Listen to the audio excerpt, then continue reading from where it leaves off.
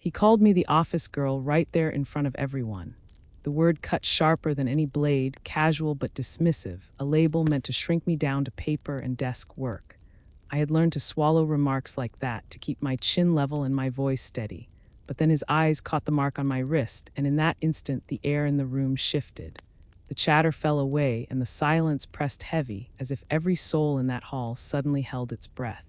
Before we dive into the story, take a moment to like the video and subscribe, but only if stories of courage and resilience speak to you, and share in the comments where you are listening from and what hour it is in your corner of the world. It is always moving to see how far these stories travel and whose hearts they reach.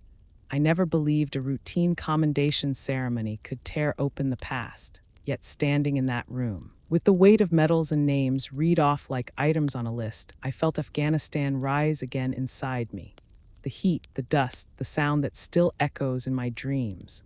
And in the eyes of that general, when he realized what he was truly seeing, I understood something I had carried alone for years. That moment did not erase the loss, but it told me I was not invisible anymore. For the first time since the blast, I was not carrying it by myself. I had worn the uniform for over a decade, yet too often it felt like a disguise. The sharp creases, the polished boots, the insignia stitched above my heart were meant to tell the world who I was. To some people, though, I was still nothing more than the office girl, the one behind a desk with a stack of forms and a phone that never stopped ringing. They did not see the scars under the sleeves or the nights when sleep came in shards, broken by echoes of explosions. They saw paper, they saw ink, they saw a soldier only on the surface. That morning at Fort Hamilton was like countless others. The main hall smelled faintly of floor wax and burnt coffee. Rows of folding chairs faced a podium where names would be read, certificates handed out, and polite applause offered before everyone shuffled back to their duties. Commendation ceremonies had become routine, so much so that most officers treated them like chores. I had learned not to expect anything more than a nod and a handshake. You show up, stand tall, wait your turn, and then slip back into the crowd. It was not supposed to matter whether anyone truly saw you. Still, as I adjusted my sleeve and smoothed the creases on my uniform, I felt the familiar unease coil tight in my chest. It was not the crowd that unsettled me. It was the anticipation of being looked at without really being seen, of standing in plain sight while the truth of my service, the truth of my losses, remained invisible.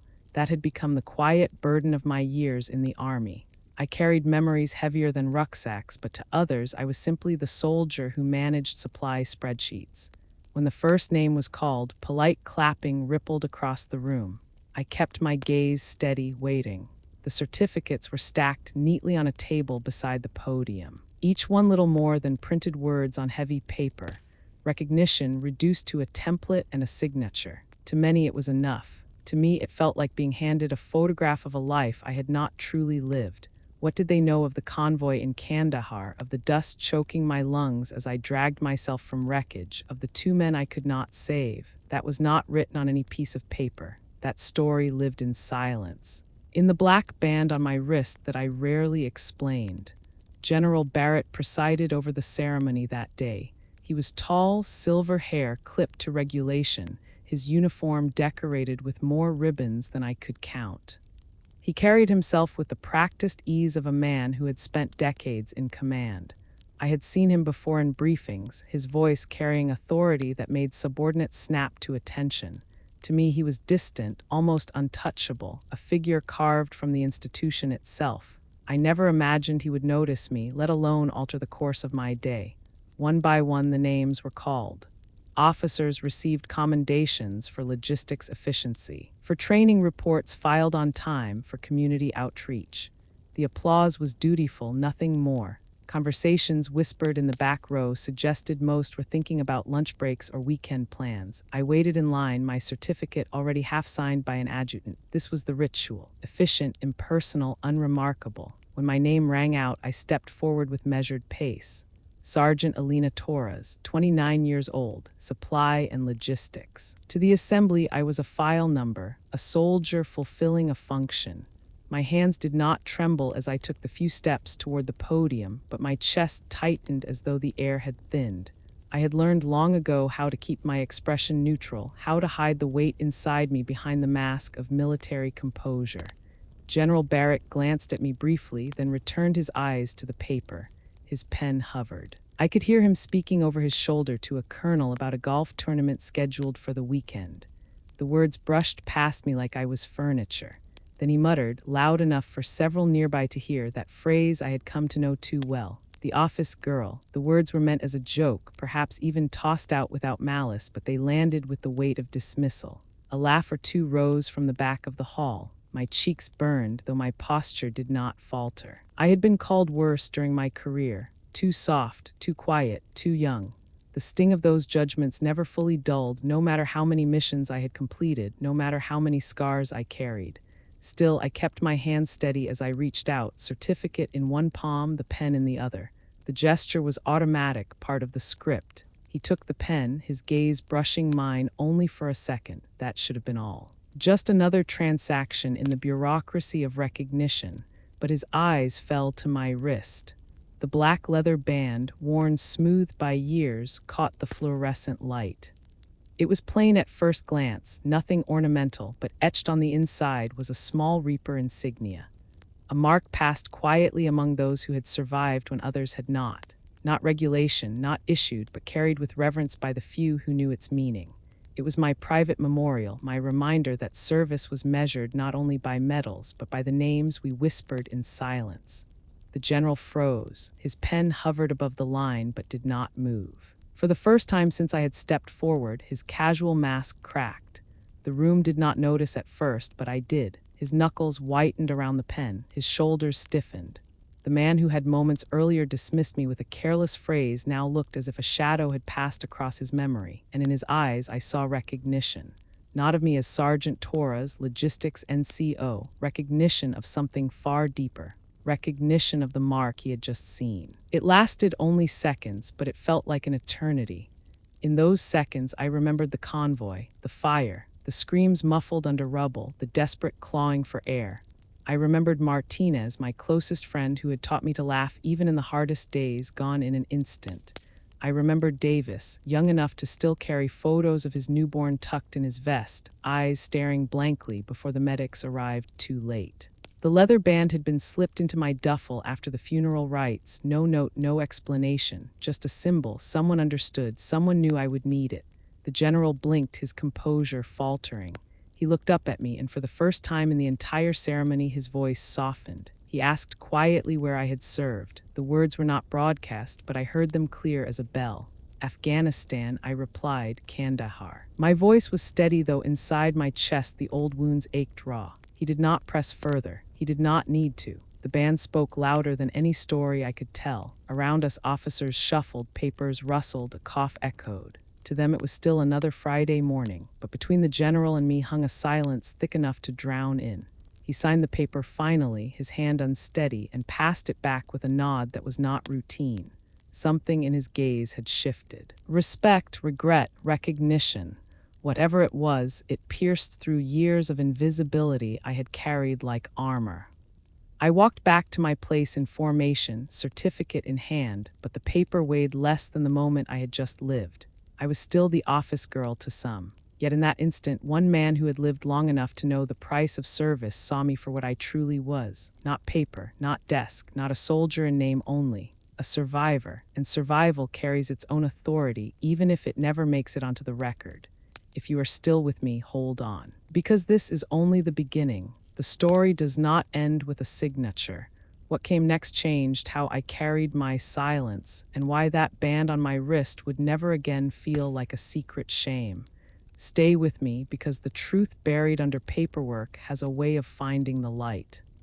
The applause returned as I stepped back into formation, a hollow rhythm that rose and fell like rain on a roof. People clapped because that was the script, not because they understood. But I noticed one thing immediately. General Barrett was not speaking to anyone now. His aide leaned closer, whispered something, but the general kept his eyes on me longer than protocol allowed. His expression had lost its polish. The faint crease between his brows, the tightness around his jaw, told me something stirred beneath his calm surface. I pretended not to notice. A soldier learns early how to keep her face unreadable. Yet inside, my chest tightened with questions. Why had the sight of my wrist unsettled him? What did he see in that worn piece of leather that others had dismissed as nothing more than a trinket? My mind traced back through every ceremony, every handshake, every time I had been handed recognition that felt smaller than the truth. None of them had ever paused like that. None of them had looked at me as though they understood. The ceremony dragged on, names echoing through the hall. Applause rose and fell in predictable rhythm, but I was no longer focused on the line of soldiers ahead. My mind drifted backward across years to the day I first laced up boots that felt too big, too heavy for the girl I had been. I grew up in San Antonio, Texas, the daughter of a mechanic and a nurse. My father's hands were always stained with oil, the smell of grease lingering long after he washed. My mother's hands smelled of antiseptic, gentle but steady as she treated patients at the clinic. Both of them believed in work that mattered, in showing up even when the world felt thankless. I carried their lessons into every choice I made, though they worried when I signed the enlistment papers at 18. For me, the Army was not just a career, it was escape from small-town routines, from narrow expectations, from a future that seemed already written. I wanted to prove I could stand on my own, that I was strong enough to serve something greater than myself. Basic training carved away whatever illusions I had about ease. I learned to push past exhaustion, to swallow fear, to carry weight I had never imagined shouldering. Some nights I cried into my pillow, too proud to let anyone see. But by the end, I wore the uniform with a pride that filled me like fire. My first assignment was stateside, a logistics unit in Kentucky. It was unglamorous work, spreadsheets and shipments, counting crates, signing off on trucks, but I excelled because I cared about precision. A miscount could mean a soldier in the field went without body armor or night vision. Supply was invisible until it failed, and I refused to let it fail. Still, I heard the whispers even then. Paper soldier, desk jockey. The words stung, but I told myself they did not matter. I believed in time I would prove them wrong.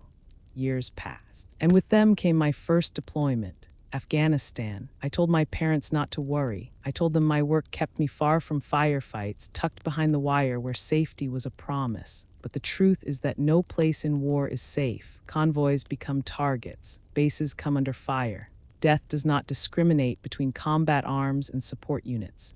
It found us on a dirt road outside Kandahar on a Tuesday morning that began like any other. I can still smell the dust, feel the jolt of the explosion, hear the deafening silence after my hearing vanished in one ear. 2 men gone before I could even reach them.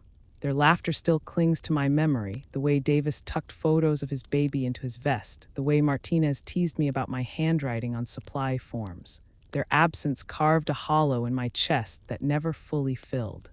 The black leather band appeared in my duffel days later, slipped there by hands I never identified. Inside the band, etched faintly, was a small reaper's mark. It was not official, not sanctioned, but it carried weight that no metal could rival. It meant someone had seen me. Someone knew I had walked through fire and emerged scarred but alive. I wore it every day, even when regulations frowned on personal adornments. I tucked it under my sleeve when necessary, but I never left it behind. Now, years later, in that crowded hall at Fort Hamilton, the band caught the general's eye, and the man who had dismissed me moments earlier faltered. That was not routine. That was not empty ceremony. That was something real. I forced myself to refocus, to stand still as the last names were called, but my thoughts tangled. I wondered if General Barrett had his own scars, his own memories marked by loss. I wondered if he recognized the band because he too had once carried something similar. The ceremony concluded with a final round of applause. Officers gathered papers, soldiers shifted, conversations swelled again. I held my certificate, the ink of his signature still fresh, but my focus was elsewhere. When the crowd began to disperse, I noticed the general lingering near the podium. He was not laughing now, not speaking of golf tournaments. His aide approached him twice, only to be waved away. His eyes kept scanning the room until they landed on me again. I felt my pulse quicken. Part of me wanted to vanish into the crowd to avoid any further spotlight. But another part of me, the part that had carried silence too long, stayed rooted. I did not know what he might say, but I sensed it mattered. He walked toward me with measured steps, his presence cutting through the sea of uniforms. When he reached me, he lowered his voice. "Sergeant," he said, "where exactly did you serve in Afghanistan?" His tone was not dismissive now. It was careful, almost reverent. Kandahar, sir, forward operating base outside the city. Logistics and supply. The words came out steady, but inside my chest, my heart pounded like a drum. He nodded slowly, his gaze drifting to the band on my wrist again. His expression carried recognition, but also grief. I served near there once, he admitted. Lost good men. He paused, the weight of memory pulling at his shoulders. His hand brushed against his chest where rows of ribbons lay. They looked polished, official, tidy. Yet behind them lived chaos. The kind of chaos that leaves marks far deeper than colored fabric. In that moment, the distance between general and sergeant collapsed. Rank still existed, but something greater bridged the space. Survivor to survivor, soldier to soldier, I did not reply. Words felt unnecessary. The silence spoke louder. He held my gaze a moment longer, then offered a nod sharper than any salute. It carried respect I had not expected. Acknowledgement I had longed for without realizing. Then he turned back toward his aides, his mask slipping back into place, but the tremor in his hand lingered. That night in my quarters, I laid the certificate on the desk. The paper looked the same as all the others I had received, printed ink, typed names, official signatures, but the memory of the general's eyes, of the way he faltered, burned brighter than the document. For once, I felt less invisible. For once. Someone had seen beyond the office girl. If you are listening now, understand this. What happened that day was not about medals or signatures. It was about recognition. It was about one moment where the weight of loss found acknowledgement. And for someone like me, who had carried silence for years, that mattered more than I can explain. So stay with me, because this story is not just about a ceremony. It is about the road that led me there, about the girl from San Antonio who believed she could outrun grief, and the woman who learned that survival is not weakness, but a kind of strength the world rarely celebrates. That night I lay awake staring at the ceiling, the certificate still sitting untouched on the desk across the room. The hum of the base at night was faint, a distant generator and the occasional echo of boots in the corridor. Sleep should have come easy after a long day, but my mind would not let go of the look in General Barrett's eyes. He had seen it, the mark on my wrist, and for the first time in years I felt the silence between us fill with unspoken truth. I lifted my arm and touched the band. The leather was worn, softened by time, the edges frayed where it had rubbed against my skin through endless days of work and training. To anyone else, it was nothing more than a strip of black leather, plain and forgettable. But hidden on the inside was the faint etching of a reaper, carved with a steady hand into the surface. The lines were not elaborate, but they carried more meaning than any medal I had ever pinned to my chest. That band was not issued. Not official, but it bound me to a story that still burned in my bones. The mark was a reminder of Afghanistan, of the convoy, of the day when ordinary turned into nightmare in a single breath. We were 6 vehicles that morning, a routine supply run along a road we had traveled dozens of times. The sky was washed pale, the kind of light that makes the world look both sharp and distant. My job was to account for the shipment and make sure every truck made it to the outpost with fuel, ammunition, and medical supplies intact. It was supposed to be safe. That was the lie we told ourselves in logistics. You were behind the wire or close enough, protected by routine and planning, but war does not respect routines. I remember the explosion as a flash of white that swallowed sound. One moment the convoy rattled along, the next the world ripped apart. Heat slammed into me, the truck lifted. My body hit metal and glass before the ground stole the breath from my lungs. When sound returned, it was chaos, screams, fire, the metallic taste of blood in my mouth. I clawed through dust, ears ringing so loud I thought I had gone deaf. My left arm burned where shrapnel had torn through the sleeve. When my vision cleared enough, I saw the wreckage twisted ahead. The lead vehicle was gone, shredded into pieces that scattered across the dirt like toys broken beyond repair. And with it, Davis and Martinez. Davis had been the youngest, barely 21, always showing me pictures of the baby girl waiting for him back home. He talked about her like she was the light of the world, like every mile we drove was one closer to holding her again. Martinez had been older, solid, with a laugh that carried through tents at night, the kind of man who kept spirits alive when everything else dragged you down. Both of them were gone before I could reach them. I crawled toward the wreckage anyway. My knees tore on gravel. My throat screamed names that vanished into the smoke. I remember holding onto dog tags cold against my fingers as if clutching them could bring back breath to lifeless lungs. Medics rushed in, voices sharp and commanding, but I already knew the truth. Some things you feel in your bones before anyone says it. That night I could not sleep. My arm throbbed, my hearing in one ear gone to static, but the greater wound was inside me. Survivor's guilt is a strange weight.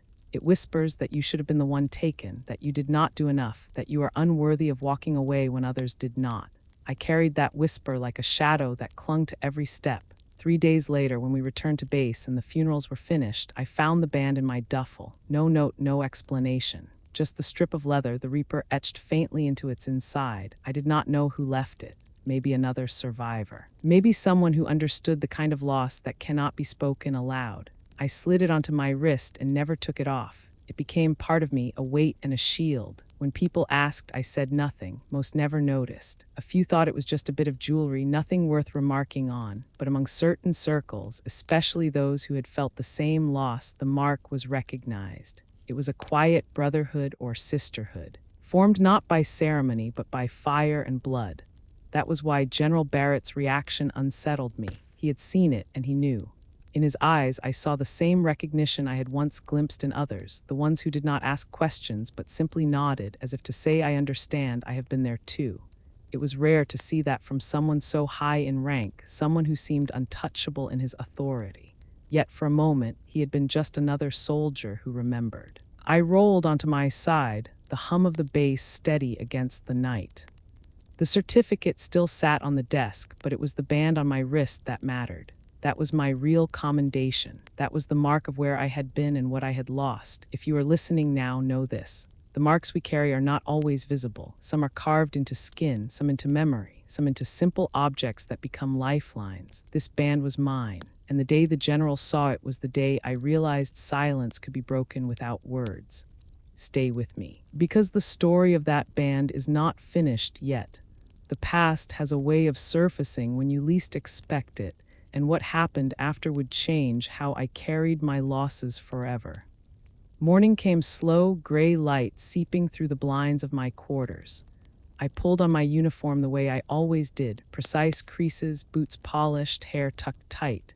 From the outside, nothing about me looked different than any other sergeant on base, but inside I carried a storm.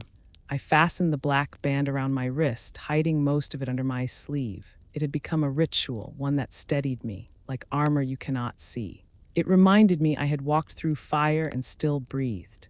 Survivor's guilt has a voice. It is not loud, but it is relentless. It tells you the wrong person made it back. It whispers while you eat, while you work, while you laugh with others who do not know. For years I let that voice guide me. I believed it. I believed I owed a debt I could never repay. That band became my anchor. Whenever the whispers rose, I would touch the worn leather. Run my finger over the faint Reaper carved inside. It did not silence the guilt, but it reminded me that others carried it too. Somewhere out there unseen were men and women who had been through the same fire. We were scattered across states and bases, different branches, different uniforms, but bound by the same invisible weight. Sometimes in airports or VA clinics, I caught sight of someone wearing something similar. Not always the same band, but a token, a patch. A piece of jewelry that carried unspoken meaning. Our eyes would meet for a moment, and that was enough. We never said a word because we did not have to. It was recognition, plain and quiet. A nod that said, I see you. I know. That was why the ceremony with General Barrett struck me so deeply. His reaction told me he knew. He had seen the same loss, maybe carried it himself, when his pen shook in his hand. I understood that even men with rows of medals across their chest were not immune to the ghosts that follow us home. After the ceremony ended, the story spread across the base in whispers. People noticed how long he had paused, how his tone shifted when he spoke to me. They did not know the reason, but they felt it. By the next day, soldiers I had never spoken to before nodded at me in passing, small gestures of respect. Some even shook my hand quietly, offering words they never would have thought to say before. It was as if that silent exchange between the general and me had pulled back a curtain, revealing something they had not wanted to look at but could no longer ignore. In my heart, though, the moment carried more than respect. It carried a strange kind of release. For years, I had lived with the band as my private grief, something I wore but never explained. It was a secret I kept close, afraid that others would dismiss it as nothing. But in that room, with all eyes on us, it was acknowledged. Without explanation, without me telling the story, it became visible. That night, I sat at my desk and held the band in both hands. I traced the etched lines until my thumb ached. I thought of Davis's baby girl, now probably in middle school, and of Martinez's booming laugh that would never echo across a tent again. For so long, I had believed carrying their memory alone was my punishment, but maybe it was also my honor. Maybe survival did not mean failure. Maybe it meant I had been entrusted with keeping their stories alive. The guilt did not vanish, but it loosened its grip. Survivor's guilt never fully leaves. It sits in the corners of your mind, waiting for quiet moments to whisper. But the general's recognition gave me something stronger to hold on to. I was not invisible. My loss was not unseen. Weeks later, I found myself in conversation with another veteran at the base gym. He noticed the band when I wiped sweat from my brow. His eyes flicked down, then up to meet mine. He did not ask. But he rolled up his sleeve just enough to show a tattoo on his forearm.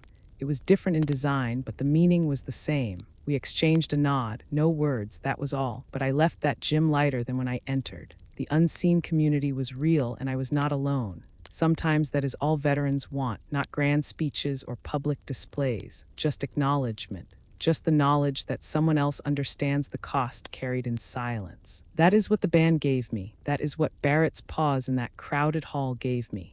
The more I thought about it, the more I realized the band was not about death at all. It was about life, about the way memory lives on in those who remain. Each time I touched it, I remembered Davis showing me pictures of his baby, Martinez cracking jokes that made long nights bearable. They lived in those moments, in the way I carried them forward. Survivor's guilt twisted that truth into something painful, but slowly I began to reclaim it. There is a saying among soldiers that you die twice, once when you stop breathing, and once when your name is spoken for the last time.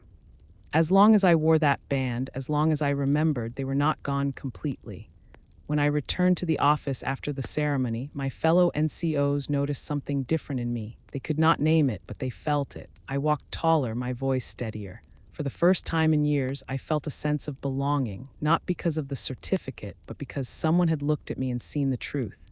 If you are still listening, understand this. Sometimes healing begins not with words, but with recognition. A look, a pause, a nod that says you are not alone in the darkness. That moment with Barrett was my beginning, and yet the story of that band was not finished, because what followed tested me in ways I had not expected. Recognition is one thing, living with it, carrying it forward is another. Stay with me. The path ahead is where the weight of memory meets the strength of resilience, and it is a journey worth taking together. The memory always begins the same way, not with the explosion, not with the fire. It begins with quiet. A convoy lined up before dawn, engines humming steady as soldiers checked gear, secured cargo, and shared tired jokes. We had done it dozens of times before. The road ahead was marked as safe, at least as safe as any road in Afghanistan ever could be. My role was simple. Account for the supplies, ride with the third vehicle. Confirm that everything reached the outpost intact. Routine. I told myself that word over and over, routine. I wanted to believe it. I wanted to believe I could control what happened as long as every box was counted and every truck moved in order. Logistics gave me a sense of order in a place built on chaos, but war has a way of reminding you that order is an illusion. The sun had barely risen when we pulled out. Dust swirled behind us, catching the morning light, painting the horizon in shades of gold and brown. Martinez sat in the passenger seat of my truck, cracking jokes about the coffee back at base. He always had a way of making monotony feel lighter. Davis rode in the lead vehicle, grinning as he waved a photo of his baby girl. He told me she had just learned to smile. He wanted to be there when she laughed for the first time. Those details seemed ordinary then. Now they cut like glass. I remember the radio chatter, the static-filled updates, the roll call of each vehicle as we advanced. Everything normal, everything steady, until it was not. The blast hit so sudden the world split open. A white flash seared across my vision. The ground lifted. Metal screamed as it twisted. My body slammed forward, then sideways, then into darkness. For a moment, I thought I had died. The silence after an IED is so complete it feels like the world itself has stopped breathing. Then the sound rushes back all at once. Screams, shouts, the crackle of fire. I tasted blood metallic and sharp on my tongue. My left arm burned hot with pain. My ear rang so loud I thought it would never stop. I clawed my way out of the wreckage, choking on dust, stumbling forward even as my legs trembled. When my eyes cleared enough, I saw the lead vehicle, or what was left of it. There is no way to describe that sight without stripping it of dignity. Steel bent back like torn paper, flames licking across what had once been seats. The smell, God, the smell, a mix of burning fuel and something far worse, something human. My lungs refused to inhale, but I could not turn away. I screamed Davis's name, though my voice barely carried over the chaos. I scrambled forward, hands tearing against jagged edges, searching for movement. Martinez was already there, or what was left of him. I pulled at straps, yanked at twisted metal, desperate to find someone alive. My fingers brushed dog tags, still warm. I clutched them as if holding them would anchor me. As if I could pull life back through sheer will, but there was no life left to pull. The medics arrived within minutes, though it felt like hours. Their shouts cut through the ringing in my ears. They pushed me back, their hands firm, their faces grim. I stumbled, refusing to let go of the tags. Someone guided me to sit, but I fought against it, my body shaking, refusing to believe what my eyes already knew. 2 soldiers gone, just like that. Men I had laughed with, shared meals with. Argued with over card games in the dim light of tents. Men who had dreams waiting back home. Now silence filled the space where their voices had been. That night, after the convoy limped back to base, I sat alone in my bunk, my arm bandaged, my ear still half deaf, the dog tags pressed into my palm until the edges cut into my skin. The guilt poured in heavy. Why them and not me? Why did I walk away when they did not? I replayed every moment in my head, searching for some detail, some sign I had missed that could have prevented it. Survivor's guilt does not negotiate, it does not bargain, it just condemns. 3 days later, when the funerals were finished, I opened my duffel and found the black leather band. No note, no explanation, just the faint etching of a reaper on the inside. I slid it over my wrist with trembling hands. It fit as if it had been waiting for me. That band became my shield, my reminder, my punishment. Years later, even back home, the flashbacks still come. Sometimes triggered by the backfire of a car, the slam of a door, the smell of diesel. My body reacts before my mind can catch up. Heart racing, breath shallow, the memory ripping me out of the present. People see a soldier standing steady in uniform. They do not see the storm behind my eyes. PTSD is not a scar you show. It is a shadow that follows you into daylight, a voice that wakes you at night. A weight you carry even in silence. For me, it came in dreams where the explosion replayed in endless loops. It came in quiet moments when laughter felt wrong because they could no longer laugh. It came in the guilt that clung to me like ash.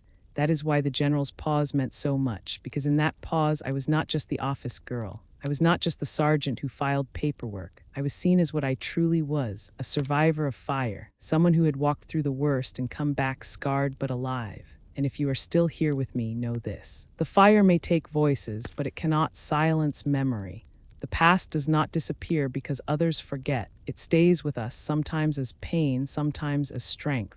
My band was proof that the fire had touched me, proof that I carried forward the ones it had claimed. Stay with me because this story does not end in fire. It is only the beginning of how I learned to carry the ashes without letting them consume me. The blast may have ended in seconds, but its echo stretched across years. Even back home, I carried it with me. The memories did not fade. They grew sharper in the quiet when the world slowed down and left space for shadows to crawl back in. At night, sleep was the enemy. I would drift off only to wake gasping, drenched in sweat, the sound of the explosion crashing through my dreams. I could feel gravel cutting my knees again, could smell the acrid smoke filling my lungs. In those moments, I was not safe in a quiet room at Fort Hamilton. I was back in Afghanistan, crawling through fire, screaming names that would never answer me again. Days were no easier. Loud noises set my nerves on edge. A car backfiring on the street could make my pulse spike until my hands shook. Crowded rooms left me searching for exits. Even laughter sometimes cut too deep because it reminded me of Martinez's booming voice. The way he could lighten even the heaviest days. And then I would remember that silence had replaced his laughter forever. I hid most of it well. That is what soldiers do. We tighten our jaw, stand straight, keep moving. But inside, guilt carved its place. Survivor's guilt is cruel. It does not let you forget. It whispers that you failed, that you should have done more, that living is a betrayal. I carried that voice through every duty, every promotion, every long night at my desk. The black leather band on my wrist became the only truth I could admit. It was not official. It was not listed on my record. But it told the story I could not. Each time my fingers brushed the etched lines of the Reaper, I felt both punishment and connection. It reminded me of what I lost, but it also reminded me that I was not alone. Others wore their own marks. Others carried their own shadows. Still, for years I kept it hidden under my sleeve, as if I had no right to display it. I convinced myself that the quiet acknowledgement of memory was enough. But deep down, I longed for someone to look past the uniform, past the paperwork, past the mask I wore and see the truth. That moment came in the conference room when General Barrett's eyes fell on my wrist. It was so simple, so quick, but it shifted something inside me. His face had gone pale, his hand shook, and in that silence I felt recognition. He knew. He had seen it before. Maybe he had his own ghosts, his own marks tucked away beneath ribbons and medals. Whatever the reason, I was no longer invisible. Recognition is a powerful thing. It does not erase the pain. It does not bring back the dead, but it tells you that your burden is real, that it matters, that it is seen. For the first time since Afghanistan, I felt lighter. The guilt still pressed on me, but it no longer drowned me completely. In the days after, I noticed small changes. Soldiers who had once overlooked me now nodded in respect when I passed. A few approached quietly, not to pry, but to thank me. One young corporal asked if I had ever served downrange. I simply said yes, and his eyes softened. He did not need details. The word itself carried enough weight. More than anything, I noticed a shift in myself. I began to speak up more in meetings. I stopped lowering my eyes when dismissed as the office girl. I stood a little straighter, not because I needed to prove something, but because I finally believed I had already proven it. My scars, visible and invisible, were proof enough. PTSD did not vanish. It never does. There were still nights when dreams pulled me back into fire, still days when unexpected sounds sent me reeling, still moments when guilt gripped my chest so tight I thought I would break. But alongside the pain grew something else, a small, steady strength that whispered, "You are not alone." One evening, weeks after the ceremony, I found myself at the base chapel. I was not a religious person, but I sat in the back pew, quiet, watching the flicker of candles. The chaplain walked past me without a word, but I caught the glint of something on his wrist, a leather band darker than mine, but etched with a symbol I recognized. Our eyes met, and in that brief connection I felt it again. Community, unseen but present.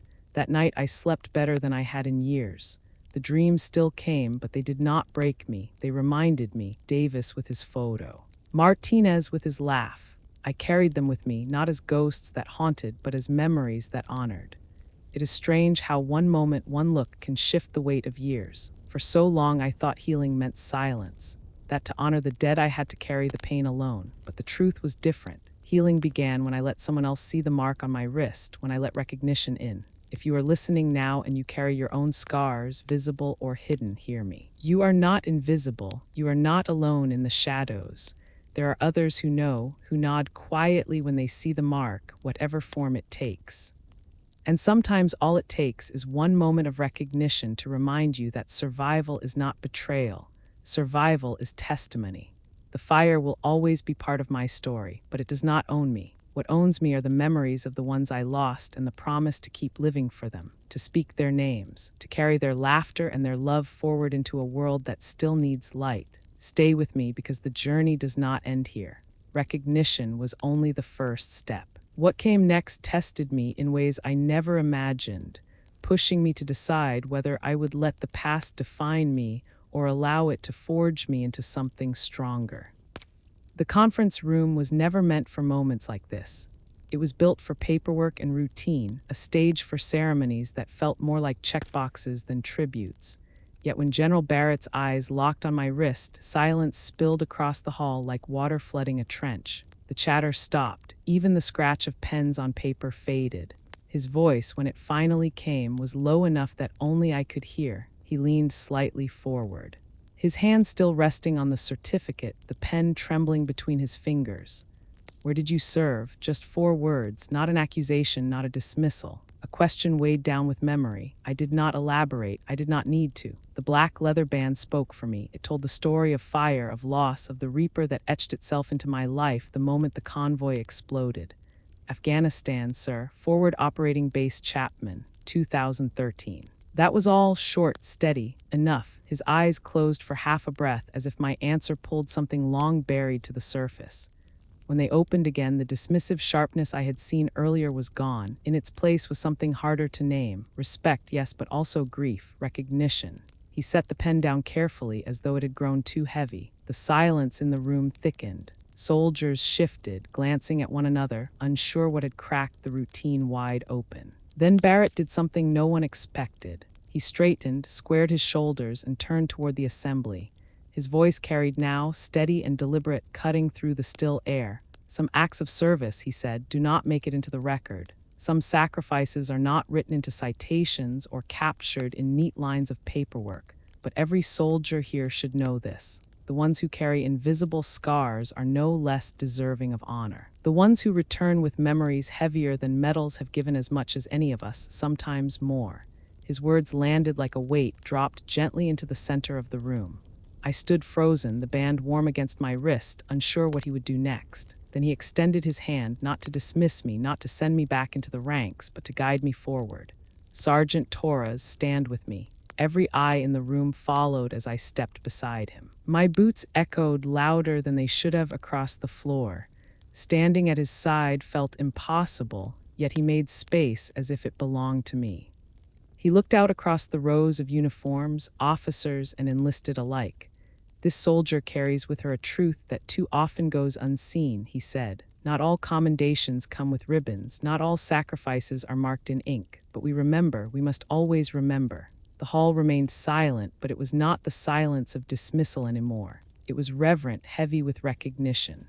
I felt heat rise behind my eyes, but I held steady. My story was not in the details spoken aloud. It was in the quiet nods, the stillness of men and women who understood without needing every word spelled out. For the first time, I was not just the office girl, the paper soldier shuffling files behind a desk. I was seen for what I was, a survivor, a witness, a bearer of memory that refused to be erased. Standing there, I realized something. Barrett's silence had not been weakness, it had been acknowledgement. Sometimes silence is the truest salute of all.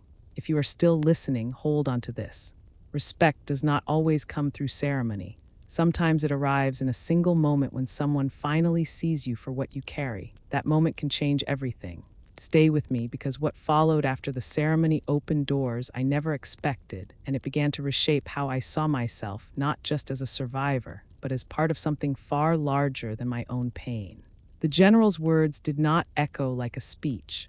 They settled more like dust, drifting into every corner of the room, clinging to the shoulders of those who stood there. His acknowledgement was not rehearsed, not polished. It was raw, and in that rawness it carried more power than any official citation. I stood beside him, aware of every gaze on me. Normally, that kind of attention would have felt unbearable, like a spotlight revealing what I worked so hard to keep hidden. But this time was different. The silence was not judgment, it was respect. When Barrett lowered his eyes to me again, his tone softened, meant just for me though others surely heard. We forget sometimes, he said, that the cost of service is not only paid in combat, it is carried home in ways few outside these walls will ever see. Do not let anyone diminish that. Then he stepped back, leaving me at his side, and addressed the room once more. Remember this. Some victories cannot be measured. Some battles do not end on the battlefield. The scars our soldiers carry are proof of both.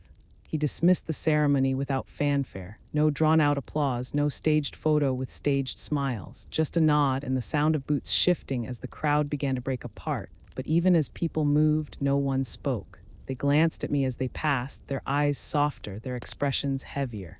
Recognition had taken root, and it was spreading. That night, word traveled fast. Military bases are small towns with walls. Gossip and stories move quicker than trucks in a convoy. By evening, soldiers I had never spoken to nodded when I walked past. Some saluted more sharply than usual. A few even stopped to shake my hand quietly without explanation. One staff sergeant I barely knew caught up with me outside the mess hall. He hesitated, then simply said, "Chapman, right. when I nodded. His jaw tightened. Iraq, he replied. 2007. He didn't need to explain more. The look in his eyes told me everything. In that moment, without ceremony, we belonged to the same story.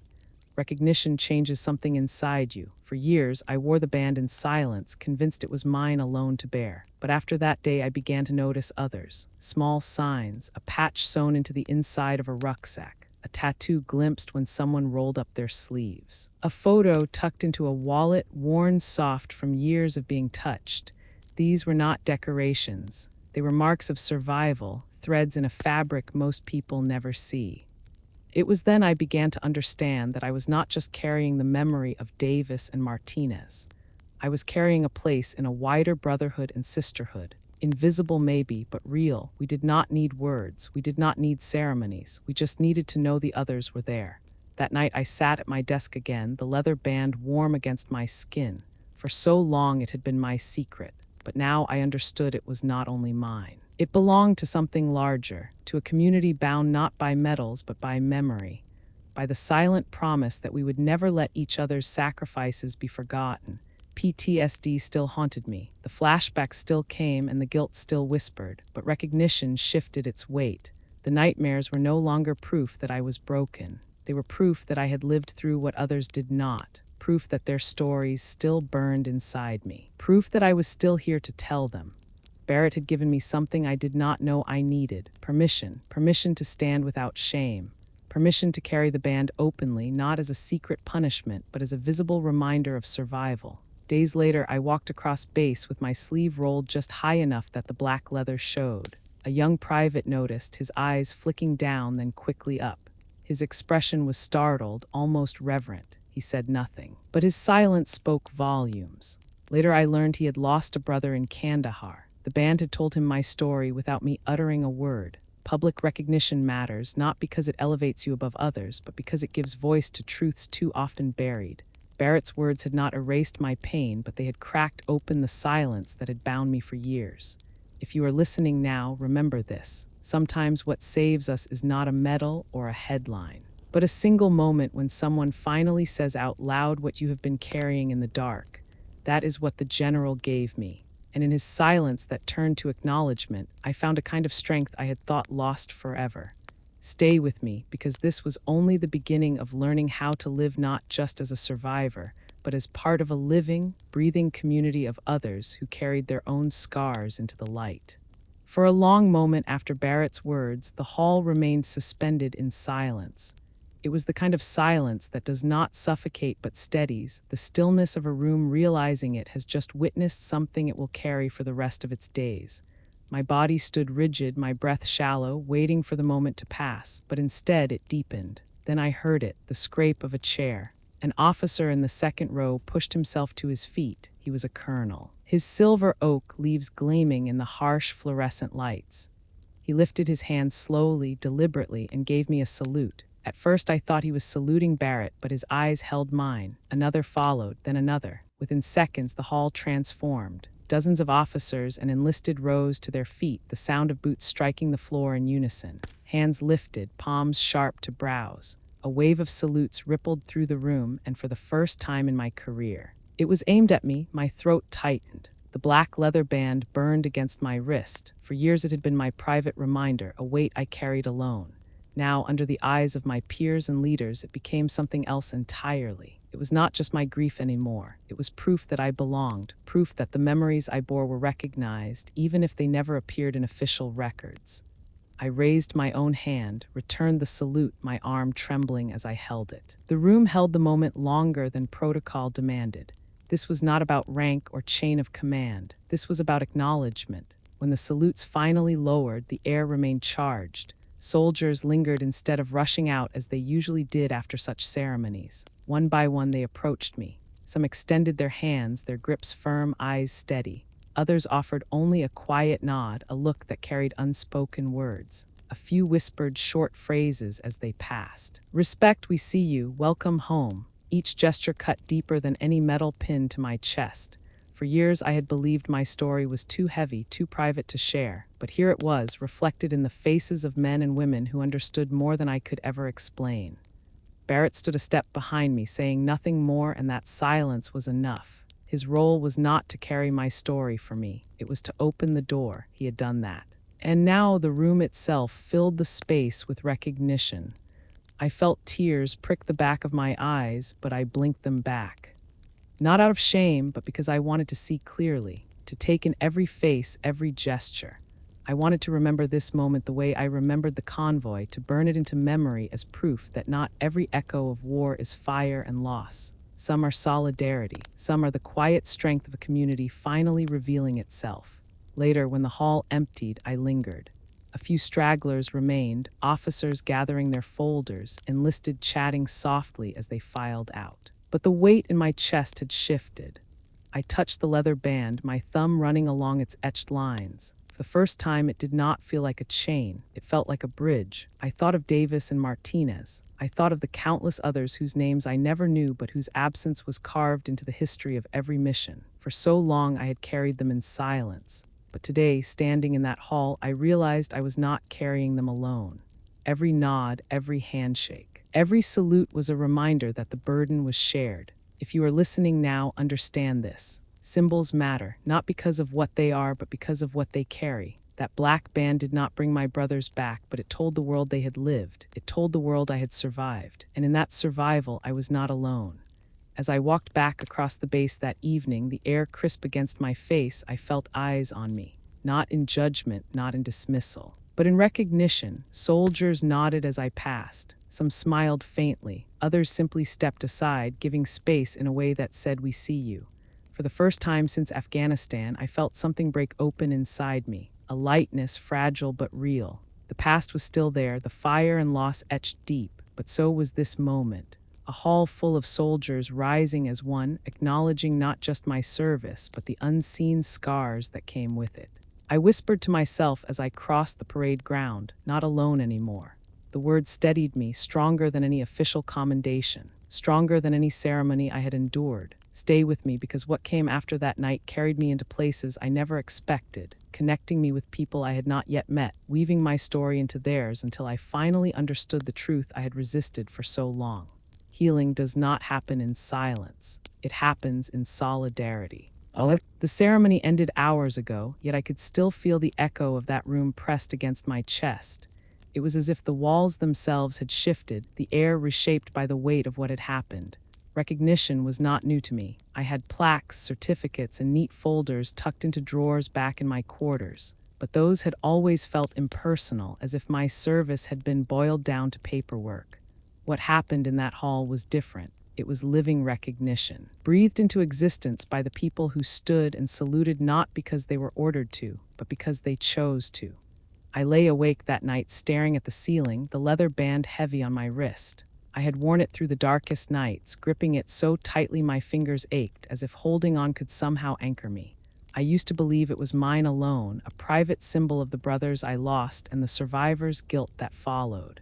But now, after the ceremony, I saw it differently. It was not only mine. It belonged to every set of eyes that had met mine in silence, every hand that had gripped mine in solidarity. It belonged to a community that stretched far wider than I had ever allowed myself to believe.